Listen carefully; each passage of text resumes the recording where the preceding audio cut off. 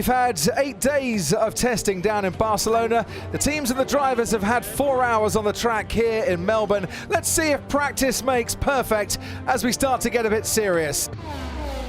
Who's down there in 15th at the moment. I would dearly like to move a few places higher than that. Van Dorn goes 11th fastest. Brendan Hartley will be next across the line, and he is plumb last at the moment, the Kiwi, who got married during the course of the winter, whose wife Sarah is here to cheer him on here today, and I'm sure a few have made the 3-hour flight over the Tasman Sea from New Zealand as well. Hartley crosses the line. It's coming up to him now. Can he get off the bottom? He can, but not out of qualifying 1 and into Q2. He is still in that bottom 5. Charles Leclerc, meanwhile, wants to lift himself off the bottom. Where's Charles Leclerc? He goes to 17th fastest, not quite enough, but ahead for a brief moment of his teammate Marcus Ericsson, who just misses out. If we just watch a replay here of Pierre Gasly, this could explain why he was last. No grip out there, son. You're not gonna pick up much time going out there, sadly, for Pierre Gasly as he starts his first full season. Lance Stroll has got his Williams into Q2 at the expense of Brendan Hartley, Marcus Ericsson, Charles Leclerc, his teammate Sergei Sorokin, and Pierre Gasly as well. That's a nasty lock up there for Hulkenberg. Very nasty. Sainz goes 7th fastest. That's pushed Fernando Alonso out of the top 10. Here's Sebastian Vettel now as he comes up towards the line. Can he go quicker than Hamilton? Yes, he can, by a 1/10 of a second, and that is now game on officially between Mercedes and Ferrari. Top 10 shootout. Don't go anywhere. That's going to be good. And we are P11, mate. P11. Yeah, so it's good. It's okay.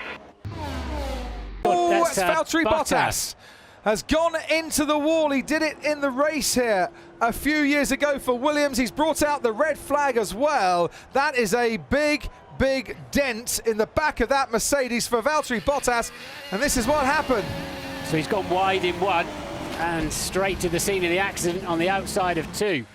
Stayed on the throttle, engine still revving there, so he's got a little bit wide and just wouldn't give up on it. Just a little touch on the grass. And with the front and rear end like that, that's a huge amount of damage and wrecks his teammates' lap, of course.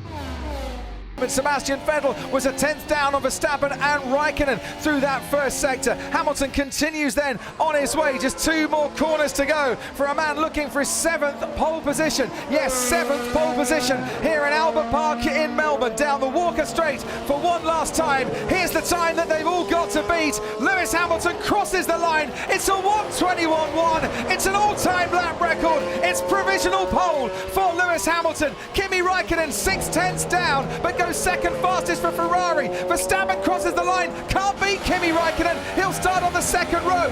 What about Sebastian Vettel? Is this pole position number 51 for the 4-time world champion? No, it's not. Hamilton is on pole for the season opener for the 5th year in a row. Awesome, mate. Nice work.